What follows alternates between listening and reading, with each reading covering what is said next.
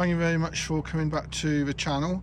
Got a Ford Vignale 1 litre 3-cylinder with 30,359 miles, and we're going to change the oil filter, which is just there. It was changed at 20,000 miles and now on the vehicle is 30,359 on the screen. I'll just put the mileage in the top corner. We've changed the engine oil already a couple of weeks ago, but I left the filter because it wasn't needing doing straight away, because you change a filter at about 12,000 miles. But we're actually going to change a filter today. So Paul, do you want to just explain what we're going to do? So what we're going to do is take the radiator electric fan out of the car so we can actually access the engine oil filter. This tool is really useful. What tool is this called, Paul? Trim tool. Trim tool. So it comes in a kit with different size fittings on it. So we're just going to put those in there so we don't lose those. Now, we've not actually done this ever before, have we, Paul? So this is the first time for us both. So this is the air intake for the cold air intake into the Ford Focus Mark IV airbox, which is actually just there. So we're just going to get another tool just to take some apart. So the cold air from the front of the Mark IV goes into here and it goes into the airbox, and we're just going to unclip this. So what we're going to do now is remove the airbox so we can actually take the induction pipe away from the top of the radiator. So we've got a... One thing to do, never use a screwdriver, always use a socket, and this one is 7mm. You get a better grip of it and you don't ruin the head. Just hang on, let's have a look at that. So there's the head on the airbox. So it's a Mark IV Ford Focus, and we've actually got a small tie clip here just for neatening the airflow sensor wire. So I'm just going to carefully remove that. And obviously when we reinstall the airbox, we're going to put a new tie clip on that.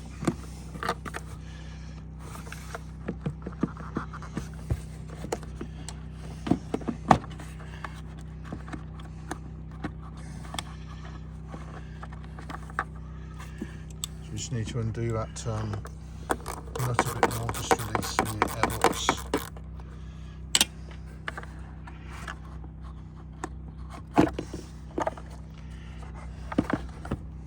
The airflow sensor has got, let's have a look at that a moment. We've actually got a little nailed rubber, that's it, so we can grommet, just hold it in place, because that wire is quite delicate and very important for the ECU of the car to measure the airflow going through the air filter into the engine. Now the filter, actually we write a mileage on these filters, so we just have a look at the mileage when it was changed. So there, so this was actually changed 23rd of September 2023, and the air filter, obviously on these cars, we will really look after them. So I'm just going to put that down over there. So this is to take the fan unit out the front of the engine so we can actually get to the oil filter without accessing it underneath. That's a complete airbox. So what we're going to do in a moment is unplug the electric fan. The engine's cold. Unplug the electric fan and then take the electric fan shroud away from the radiator, and it will give us room to get to the oil filter. So never having done this before, we're just looking at how the fixings are. So that's the electric fan plug, which we're going to put carefully aside.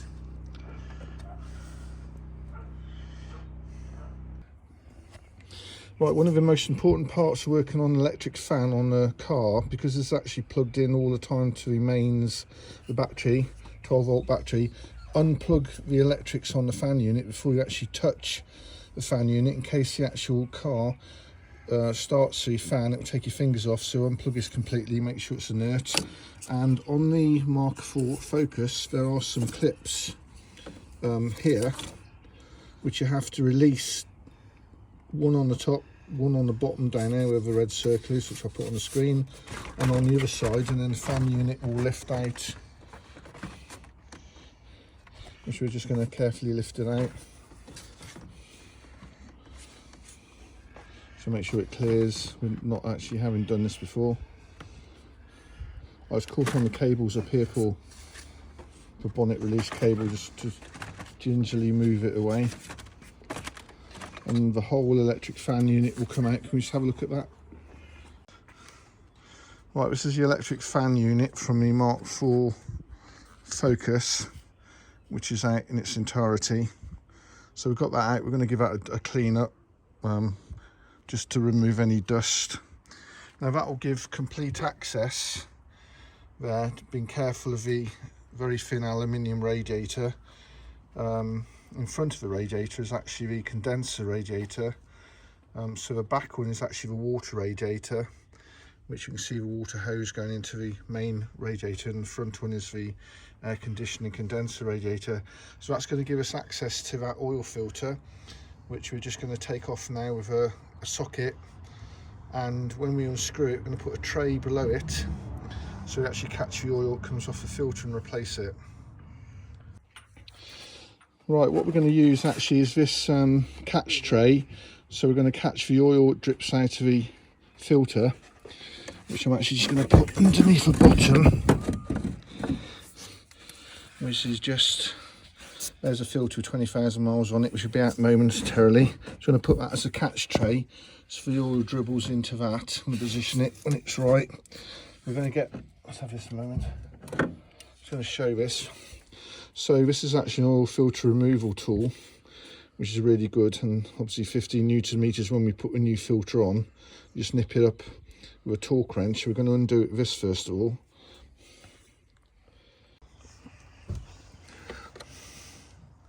Okay, go. So what we're actually going to do now is just nip it undone in the undo mode, and just slowly undo this. And remember, you mustn't work on an engine which is hot, for obvious reasons. This engine's lukewarm, so it's been driven today. So right, that's actually ready to unscrew by hand. Be very careful with the aluminium radiator, you don't puncture it with any metal tools.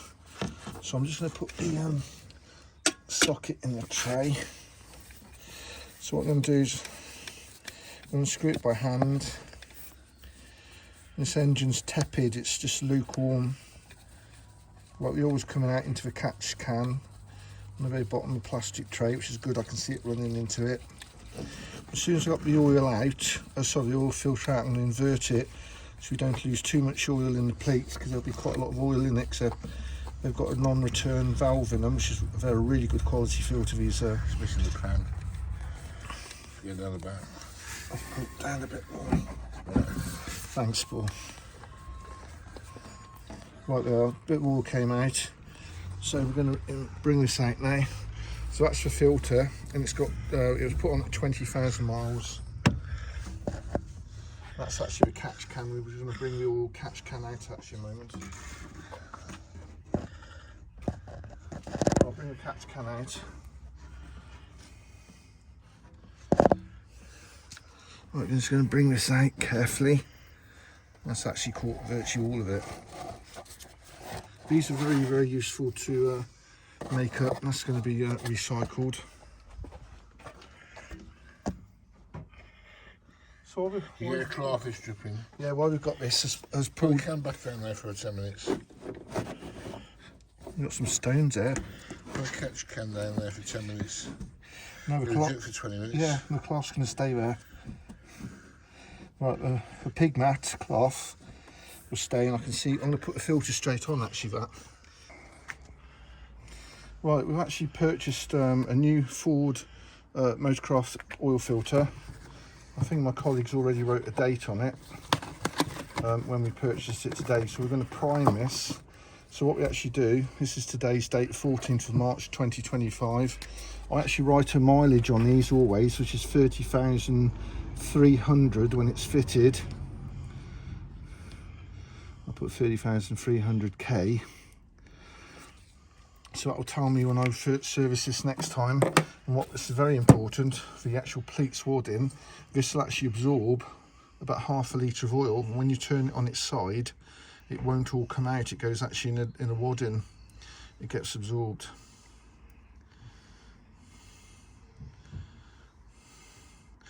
So this will take 2-3 minutes. So we'll probably just stop recording on this, and we'll have a fit in. Okay, what we've actually done, we've actually just primed this now. It's taken about 5 minutes for it to be absorbed into the filter. So if I just show you a moment, if the camera comes closer, which you want it to do, when we're going to load it, it's actually not going to all pour out in 30 seconds because it's actually in the wadding. So what we need to do now is smear some oil across the rubber gasket and make sure there's nothing actually in the way.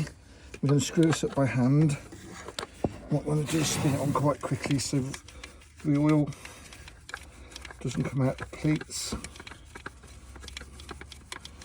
Right contact, it's actually on. We just spin that on by hand, and we're going to torque it up to 15 Newton meters, which is the recommended torque setting by Ford. We're just going to tighten it by hand so it just seals the rubber.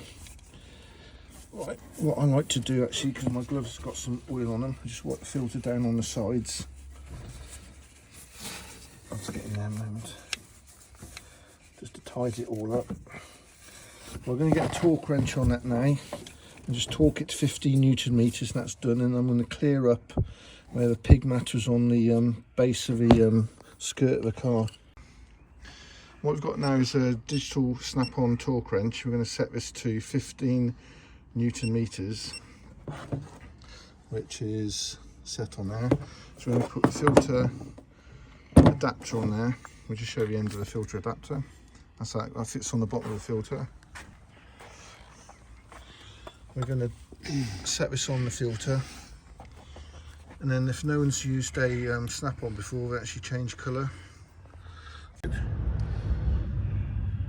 what we're going to do now is just torque it up to 15 Newton meters.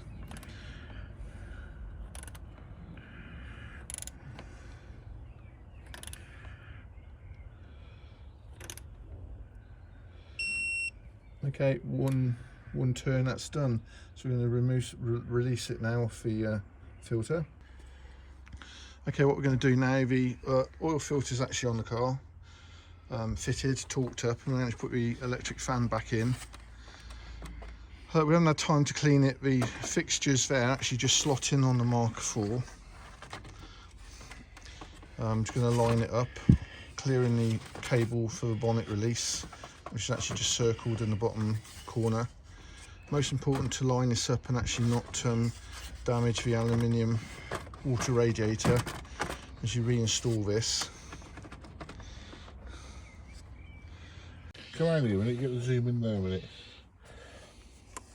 Okay, what's important when you're actually reinstalling the Mark IV radiator, what we're going to do is actually line these pins up, which have got a circle around them. There's one on the top and there's one down the bottom circled, and there's one on the other side. You line them up, and then you're going to slot it in. It should go click and it's in place. So they're fitted. Paul, are you happy with that? So then we're going to put the electric fan on connection.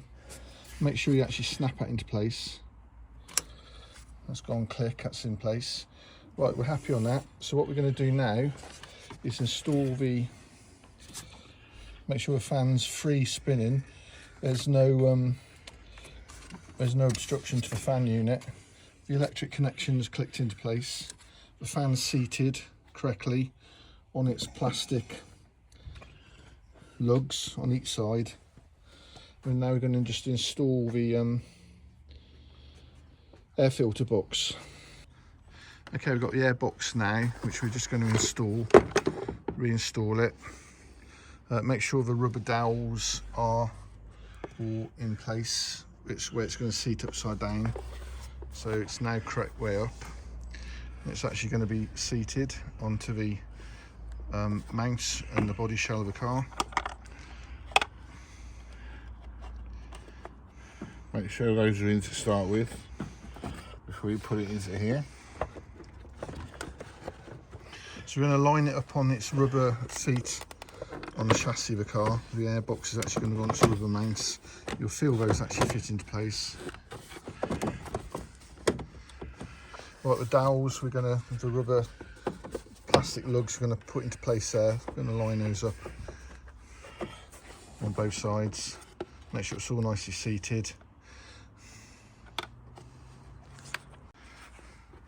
Right, we're going to put the air filter in. Make sure there's no debris on the bottom of the air filter. If you've taken the air filter out and there's leaves, obviously clean it all out, vac it if necessary. Just reconnecting the top of the airbox to the airflow meter and align the dowels, the plastic lugs, which is just there on the top of the airbox. And the leave plugging the airflow meter, mass airflow meter in to the very last moment. Clip those in place. There's a mass airflow meter, that's going to be plugged in. A little retaining pin, make sure that clicks into place. That's very important for the engine, the fueling of the car. I'm just going to put the final parts of the Ford 1 litre 3-cylinder EcoBoost back together, and it's all completed.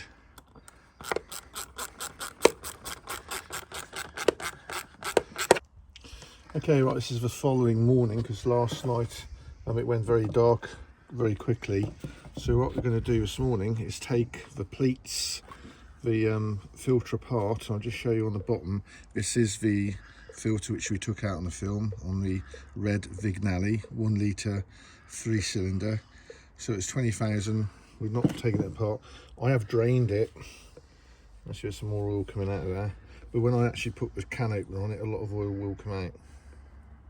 Okay, let's put it in this container, trip tool first. Right, amazing tool. If you haven't watched already the original film, I'm actually using this for the very first time. So I'm not going to make a mistake this time, so we're going to invert it. Make sure the cutting tool is absolutely in the right position. Right, that's just touching. So what we're going to do now, I'm just going to get a socket on that to turn it. It's quite slippy.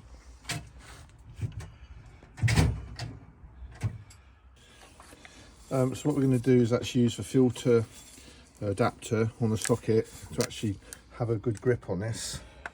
So lock that in there. And we now need to know this has got to go, it's got to go the other direction. Let's just want to do this up slightly. This has got it now. You feel it just actually starting to cut. So I'm going to go full revolution and then wind the cutter in a touch more. There. I feel it cutting. Much better way of doing it.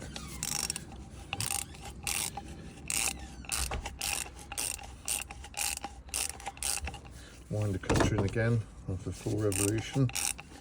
Actually doing it this way, which is anti-clockwise, you can feel it's gripping it really well. Move the cutter in a bit more, that's correct.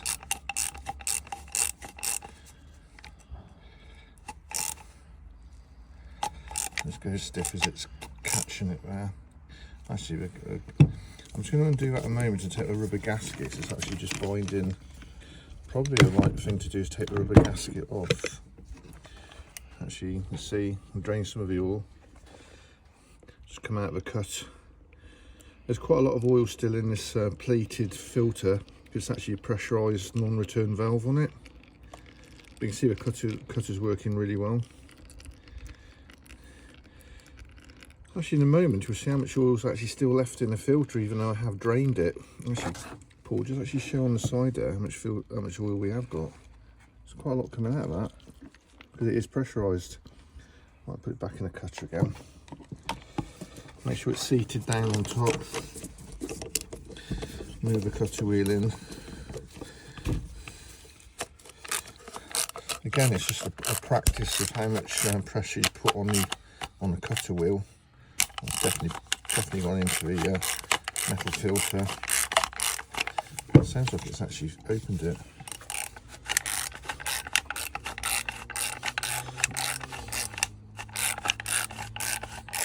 Should we see if that's actually to cut it? Just release it. And a little bit more. Put the cutter wheel on.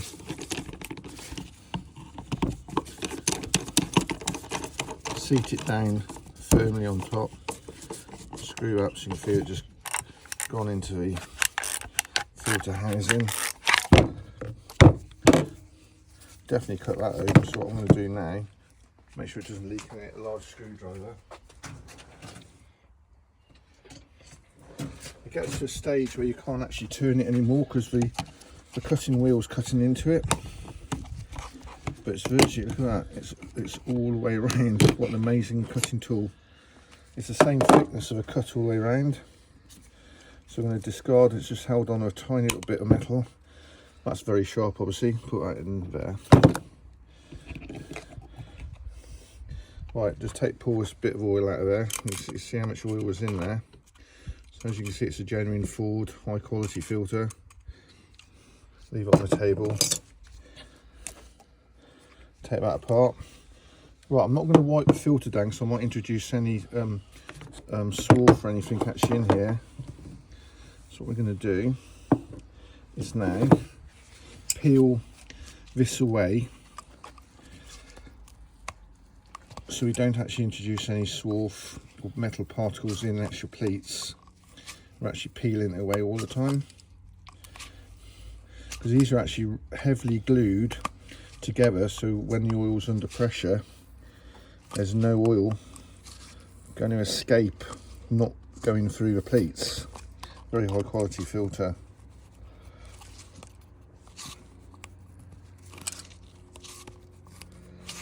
I've actually only ever done one before, which was on the other film.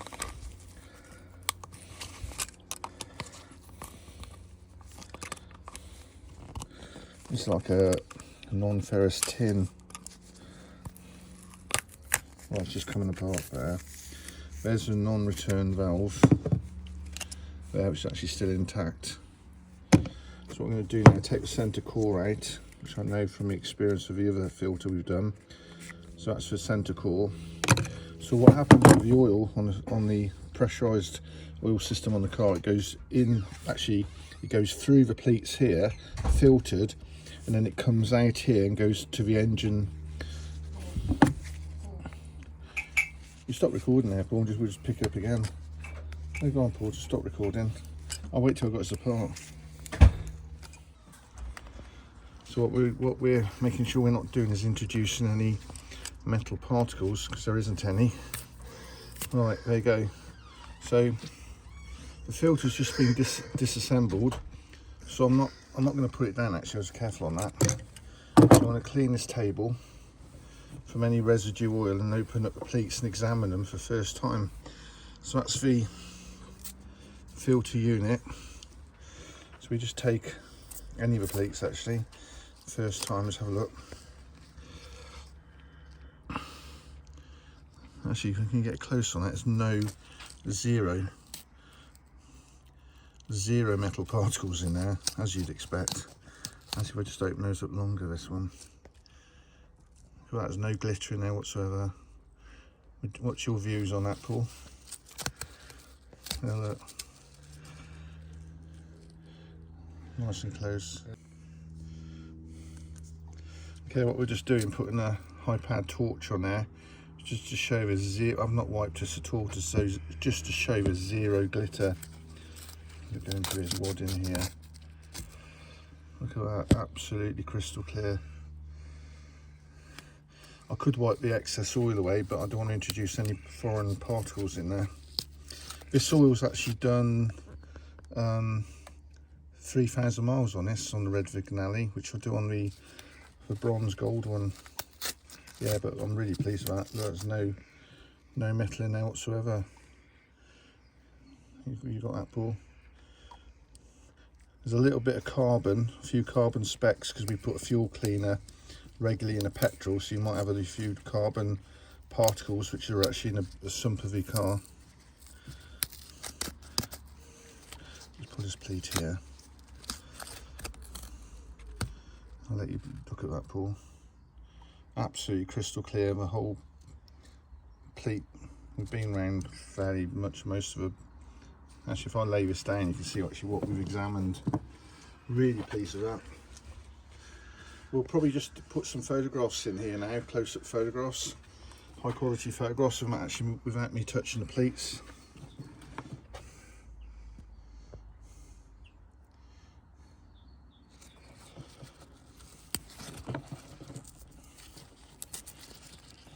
Actually, when you've done one oil filter, they're easy to take apart when you know what you're doing. Zero metal. Okay, what we've actually got here is a red Vignale, and the actual front wheel was actually bonded on with corrosion. So what we've actually used is this lubricant penetrating fluid oil. I left it a good 20 minutes. It's soaked all the way through, and we used that sledgehammer to go underneath the car and carefully tap the tyre, not the alloy wheel, tap the wheel, the rubber tyre, to actually take it off the stub axle. So it came off quite easily, but this penetrating oil, absolutely brilliant. You can see it's actually soaked, the shadow, it's actually soaked all the way through the rust.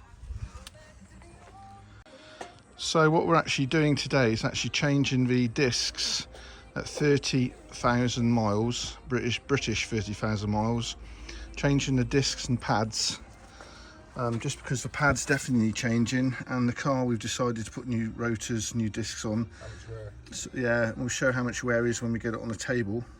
Would you actually say about the calipers, what socket is it? 15mm socket. Okay, 15mm socket. First of all, what you're going to do is undo these clips, right? Pull the old pads out and take the mounting bracket off, take the carrier off, disc holder there somewhere, and knock this off. Yeah, so there's actually a grub screw on the actual caliper, holding the caliper on the stub axle. But what Paul's actually saying, what we're going to do is take the caliper completely off, overhaul it, clean it, check for the rubber boots if they're nicely clean, which we'll see later in the video. Now, you're thinking, do I need new discs? If there's a lip on there, which there is a lip, change it, because they warp, they get thin. Yeah, good point. So even though your discs look new, if there's a lip on there, change them. They're cheap. Most important thing on your car, brakes. And these pads are 50% worn down. Yeah, well done, Paul. So they're worth changing. We're going to clean all this up. See all this shit?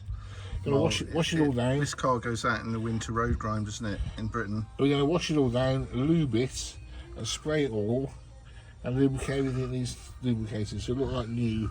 And just point out, actually, the jack, if you're ever working on a car, use a high quality jack. What tonnage is this, Paul? 5 ton. It's a 5-ton jack. They're tested, we've got 2 of them. They're basically really well maintained. Paul changes the oil in them every 2 years. There's only 400 kilograms on this side. Yeah, so we've got a 2-ton jack on there. 5. Sorry, 5 ton? 5 ton. Sorry, 5-ton jack. But as you go through the video, you'll see us completely overhaul this front disc rotor, as you call them in America. We'll show you what's been done. One point I'll actually make, the actual trolley jack obviously fits under the chassis in the right position, which is marked with the finger mark on the dirt. I actually bought these off the internet. I've actually cut a groove in them. These are superb, so they actually fit underneath the sill in the right place through the slot. So the distribution of weight for the chassis of the car is actually on the top of these and in the bottom of that groove, and they fit really nicely. There's one already in there. That's just a spare one, just to show you.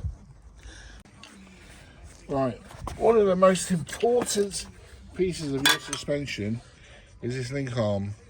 See that link arm? It's made of plastic, but you want to make sure there's no dirt or mud on it because it alters the suspension of the car. Now on Range Rovers and big air suspension cars, they've got 4 of these on every wheel, so the car monitors that height. Oh, actually this one's actually headlights and adjustments. I was just going to say there's going to be a headlight adjustment. There's a wire there that controls this module, but what you do is clean it up every now and again and spray silicone on all the plastic where it joins, because otherwise they seize. Would you put some brake cleaner in it first of all? Yeah, probably brake fluid. I'd just wash it. Yeah, but it's made of plastic and they're about £200 a buy, so you don't want to be breaking them. That's the most important thing on all of this. Is there one on the other wheel as well? Yeah, there'll be one on the other side, because that's to know what this suspension leg's doing. Now at the top of here you'll have an air unit that will control the amount of air that goes into here, so it goes up and down. Actually these are oil filled, Paul. Oh, they're oil filled. Right, see this clip here? Before you take it off, photograph it. Let me go out there a minute, so you know which way it goes. Because this one holds your pads in. So you get a screwdriver. Let me just get it off. Now see that? So would you change that if it's got some corrosion on it, or is it surface rust? Surface rust. What we're going to do is rub it down and just put some engine oil over the top to lube the metal again. But can you see how that was? You've got to push it in and lock it in place. We'll do that later. So now that's off, this carrier we can undo and slide off to get to this. Sorry, we're going to take the caliper off first, then take the carrier off. So we're going to undo the 2 bolts, slide this and hook it up here, so we're not going to put tension onto that. Right, what we'll do is we'll get prepared to get the hook lined up and we'll come back on the video. Take the clip off there. We're going to get the brake caliper off first. These are held on by 2 pins, which, let me just get one out a minute. There's only 2 of them, and they're with a Torx 7. See the head? Torx. They hold the caliper on, because what we're going to do is get the caliper off, brake shoes off, then we get the mounting bracket off. Now these are supposed to have grease on. See how dry it is? Nothing on there at all. So that carrier wasn't moving. Actually the caliper, Paul, the caliper wasn't moving. There was no smooth movement in it. Which when we reassemble it, it'll be as loose and fluid as anything. Look at that, how tight that is. So basically it's been sticking. So it should move. So we were saying, Paul, how often should people in cold weather climates service through calipers? Well, I do mine every 6 months. Yeah, so probably once a year is a good thing to do what we're doing. Man, that's on there, isn't it? It is on there.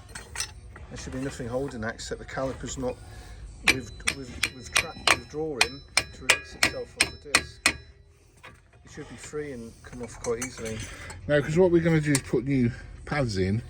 I'm going to put this in between this and this, yeah, and pull the piston the other way. Yeah. But what we want to do first is open the bonnet, undo the brake reservoir cap so the air can come out. Correct. So when we compress this here, yeah, it's pushing the fluid, yeah, and it won't break the seal. So open the bonnet first, Mark. Okay.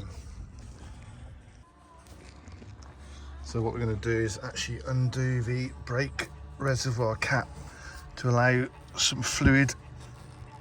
Good gracious! Oh my goodness! Can you come and undo that, Paul? That.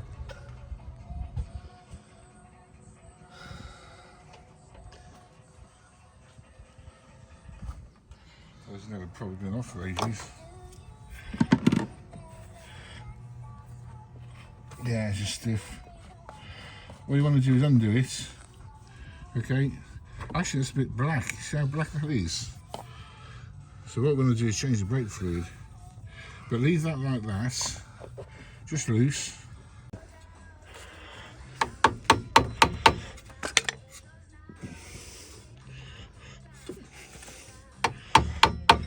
What we're doing now is actually retracting the pistons in the caliper to give some movement to get the brake off. But we're not worried about the pads because we're replacing those. Everything. So if we put some leverage on the pad, we're not worrying about that. Now what you want to do is on the first suspension is at the top, put a bit of wire, because you've got to suspend this so he's not pulling on that. Forget about that crap. The piston's actually going to be suspended so it's not pulling on the actual brake pipe rubber. That's taking the weight now. And make sure it's locked in there. Now, in a minute, what we're going to do, this is classic, put a more bit of wood there than that, twice as much, yeah, and we're going to push the brake pedal to get this piston out, lubricate the seal with some silicone, then push it back in.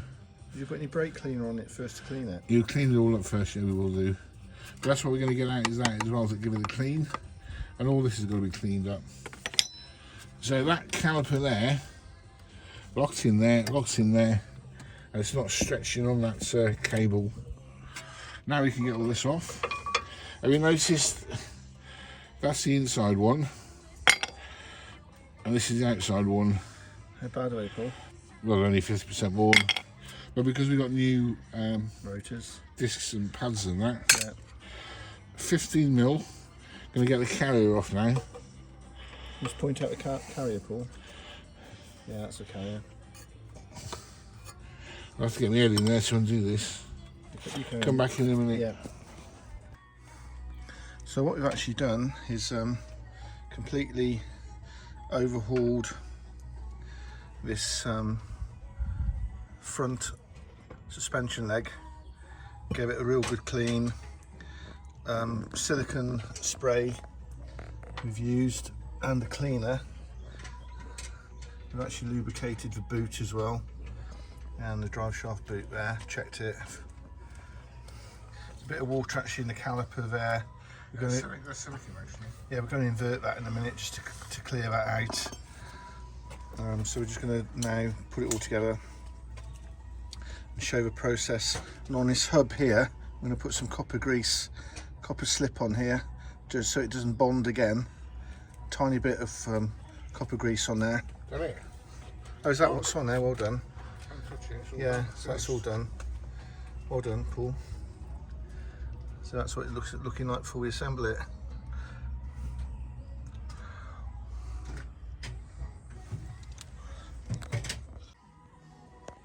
Right, genuine 4 discs, which we're actually going to put on, and genuine pad kit, which is there for a Ford Focus. These are actually genuine discs, rotors for the Ford Focus. Really good quality, high grade. So we're going to put those on in a moment.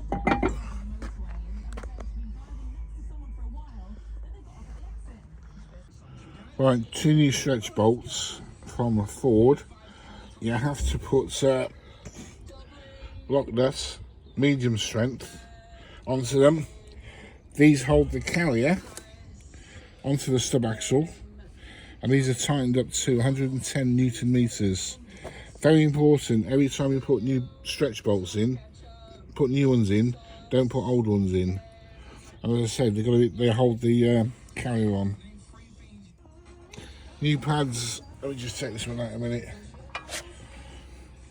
New cars don't have shims on the top. You've just got basically that, and you want to put some copper grease on the ends. Make sure these are clean. Wire brush them so there's no rust or anything on there. That slots into there.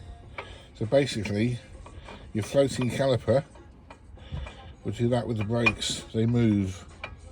See that? You don't put any on there, and that bit has got the clamp now, so you don't have to put any on the piston. So that's going to be pushed into that Actually into the piston. Yeah, piston of the caliper itself. We just show you how immaculate that is. There's no salt corrosion on it. This car's washed a lot in bad weather. Carrier's on, torqued up to 110 Newton meters. Brake pads are in. Don't forget, we've got to put the wire in there yet. That's the last thing to do. That's in. The two shim rods, as I call them, go in the very top. They're torqued up to 35 newton meters, and you need to lubricate them first with some grease, not copper grease, normal grease, and they go into that hole there. Let me just get this around there, and basically 35 newton meters. There's one. There's another one at the bottom. Now, very important this is. See the tool I've used. What size is that, Paul? Number 7, I think it is. It's a 7. Now, very important. You've got 2 dust caps. You have to put these dust caps in like that. One. Don't forget, make sure they're torqued up. 35 newton meters. Dust caps are in. Now check the brake line hasn't been pulled. Also, we push the piston in with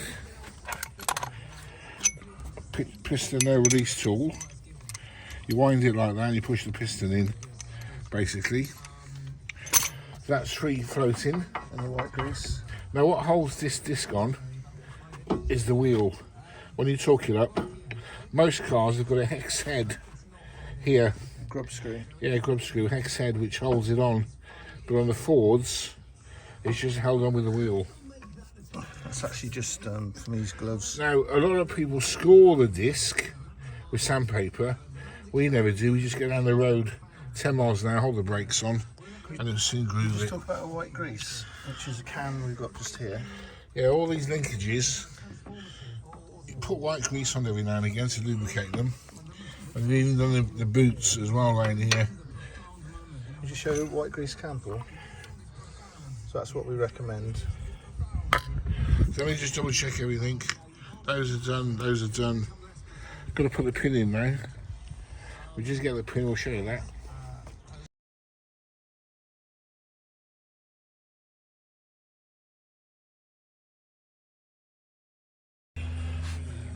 Now the tension spring, which pulls the caliper towards the housing, use your little tack hammer, not big hammer, make sure that's in.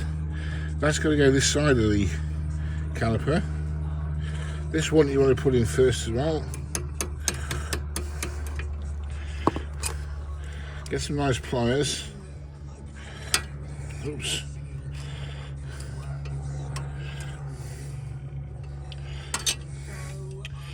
Hang on.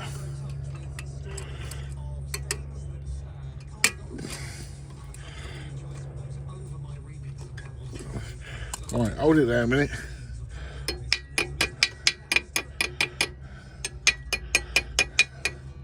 Just double check they're in, right there.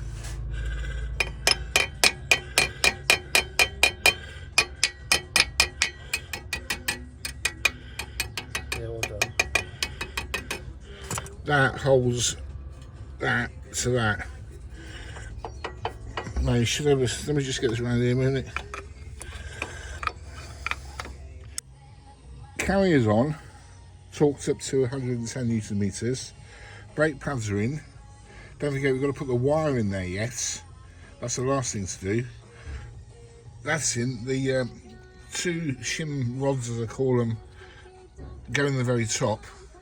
They're torqued up to 35 newton meters, and you need to lubricate them first with some grease, not copper grease, normal grease, and they go into that hole there. Let me just get this around there, and basically 35 newton meters. There's one. There's another one at the bottom. Now, very important this is. See the tool I've used. What size is that, Paul? Number 7, I think it is. It's a 7. Now, very important. You've got 2 dust caps. You have to put these dust caps in like that. One. Don't forget, make sure they're torqued up. 35 newton meters. Dust caps are in. Now check the brake line hasn't been pulled. Also, we pushed the piston in with piston no release tool. You wind it like that and you push the piston in, basically. That's free floating. And the white grease. Now what holds this disc on is the wheel. When you torque it up, most cars have got a hex head here. Grub screw. Yeah, grub screw, hex head, which holds it on. But on the Fords, it's just held on with the wheel. That's actually just from these gloves. Now, a lot of people score the disc with sandpaper. We never do. We just get down the road 10 miles an hour, hold the brakes on, and then soon groove Let's it. talk about a white grease, which is a can we've got just here. Yeah, all these linkages, you put white grease on every now and again to lubricate them. And we've even done the boots as well right here. Did you show the white grease can, Paul? So that's what we recommend. So let me just double check everything. Those are done, those are done. Got to put the pin in now. We just get the pin, we'll show you that. Make sure you use new carrier bolts, brand new bolts. They have to be tightened up to 115 Newton meters. Use a good torque wrench. Snap on is what we've got here. So 115. Okay. Use a good quality torque wrench.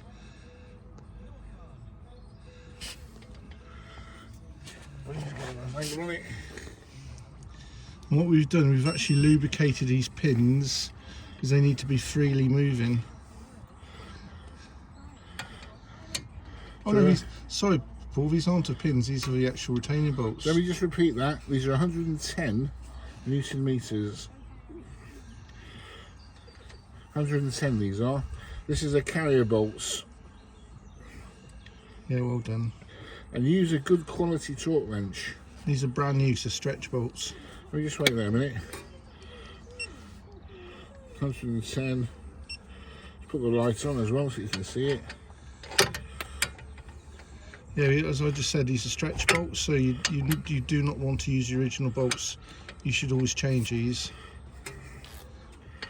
Every bolt in the car puts new ones in. Yeah. False economy putting old shit in. Now I'm just going to get the angle right. There it is. Right. That's good.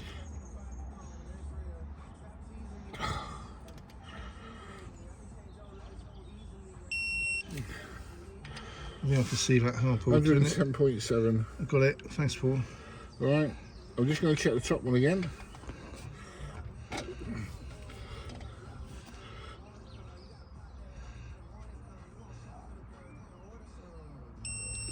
And Paul says stretch bolts. Aren't you doing them up again? What's that say there? 110. Job done. That's it. Well done. When you get a new disc, a lot of people look at this and they think that's the wear limit of the disc. It is not. That's been cut out for when they span the disc, they've taken some weight off to get it balanced on the lathe. So that's a cutout because it wasn't balanced when it was forged. That is not your wear limit. Your wear limit is if you put your finger there and you can feel a groove, that means your disc needs changing, because they will warp the thinner they get. So that's just a balance when they span it on a lathe. Now what we're going to do first, do a dry test, make sure all the components work. Now when we put it together, we're going to put some copper slip on the very bottom of these shim pads, so they basically move. So what you want to do is they want to be on the bottom, which I'll do in a minute, but I'm just going to put this on to make sure it will go on in one hit. So let's put this, that one there I'm going to put into the piston. Hard to do this, is on your own. We get there.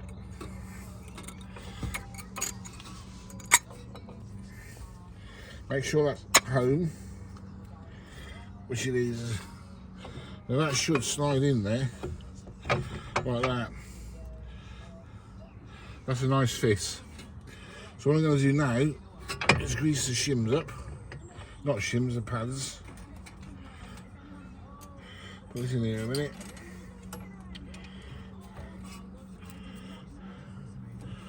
What you don't want to do is put any weight on that cable. So first thing I'm going to do, get this pad out of here. On the actual edge, a little bit of copper. You can't use lithium grease, there'll be copper grease. So let me just show you that. Got it? Yeah. That fits into there. You don't need to put any on the backing plate, by the way, because on a Ford it just sits onto there like that.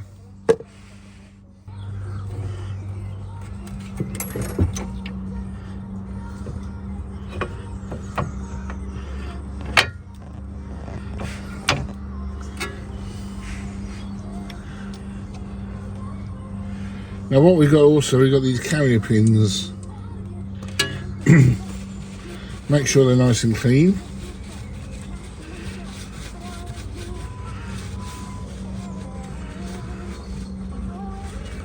So you don't want any grit on there or any corrosion? Now, on the shaft, lithium grease, not copper grease.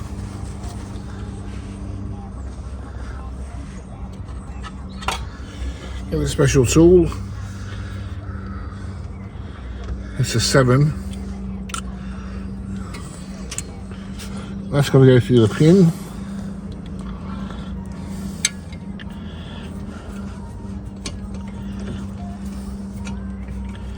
She's in.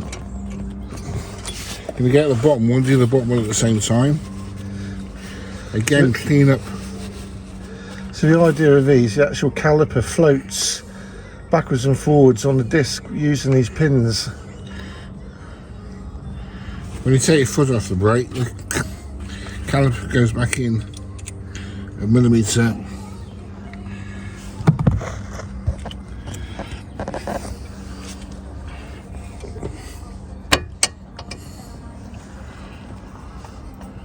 You'll tell when you've got it, because there you go, it's doing up. Leave it like that a minute. Get this. So how tight are these for? These are going to be 35. 35 Newton meters. Make sure they are seated in. Yeah, definitely. So what I'm going to do is just nip them up to start with. You definitely don't want to cross thread these. That's neat. Just put them in by hand first of all to feel the thread.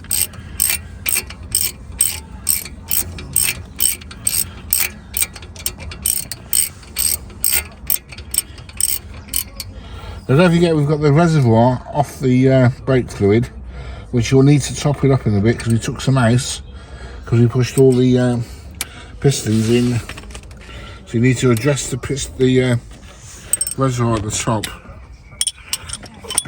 Now don't forget these are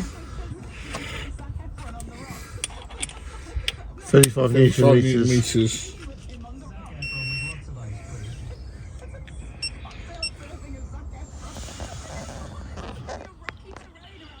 50, 60,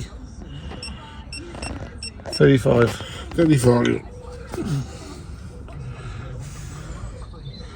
Make sure you get it in the right hole. Now the camera bloke's going to lift this up. Well, that's there. Just to stop. I might have to film it at the same time and I'll get my hand out of the way. Okay, Paul. Just got his bar out of the way a minute. Yeah. Okay, Paul. Go on. Come back down again. That's it.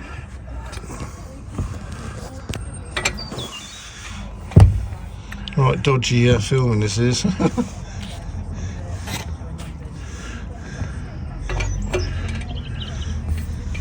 You in? Yeah. Okay.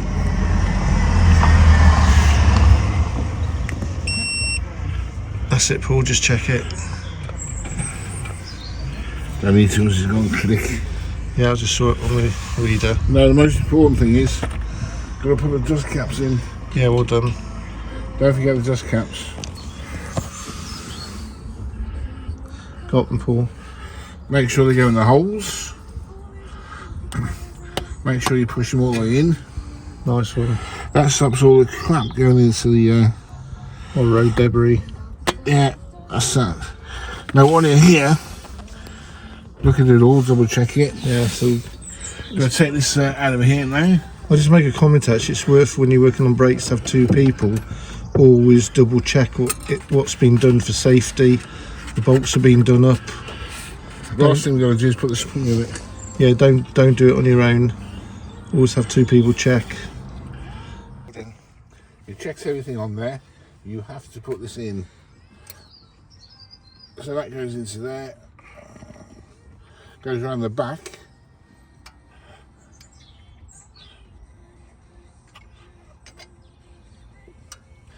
I need to get the grips on there.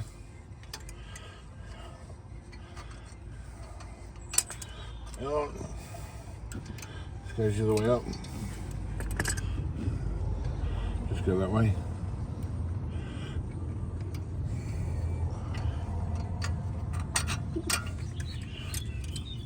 That.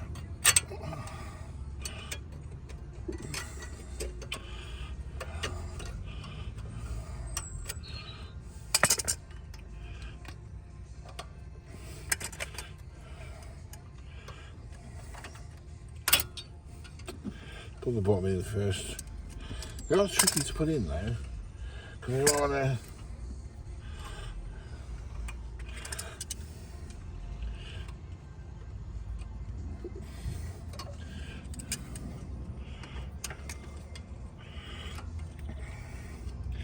You need a good pair of pliers for this. You see it's pulling it in. Right, let me just take there. Got to go to tech hammer. Definitely make sure they're seated for safety. See that's in there? There we go. We'll just take the camera and do a close up of that.